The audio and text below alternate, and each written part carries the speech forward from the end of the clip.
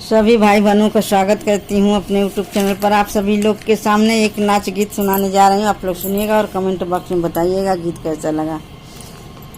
सासू जी के चोरी चोरी सड़िया हम मंगौली हो नदिया चीनरी। सासू जी के चोरी चोरी सड़िया हम मंगवली हो नदिया चीनरी। दियली झगड़ा लगाई हो नदिया चीनरी। दियली झगड़ा लगाई हो नदिया चीनरो। सासू मोरे मारली ननद गरिया में हो देवरवा बबुआ ना। सासू मोरे मारे ननद गरिया में हो देवरवा बबुआ। हमरे ओरिया बतिया में हो देवरवा बबुआ। हमरे ओरिया बतिया में हो देवरवा बबुआ।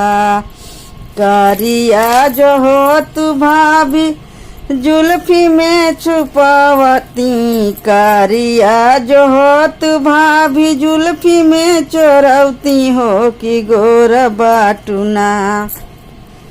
हो कि गोर बाटुना चाला कोटिया में छिपैब हो कि गोर बाटुना। चाला कोटिया में छिपैब हो कि गोर बाटुना। सासू जी के चोरी चोरी सड़िया हम मंगौली हो नदिया चीनरी। सासू जी के चोरी चोरी सड़िया हम मंगवली हो नदिया चीनरी।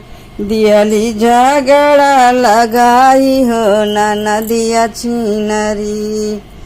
दियली झगड़ा लगाई हो नदिया चीनरी। सासू मोरी मारे नदिया गरिया में हो देवरवा बबुआ।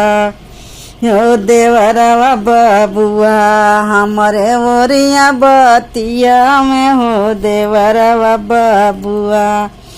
हमरे ओरिया बतिया में हो देवरवा बबुआ।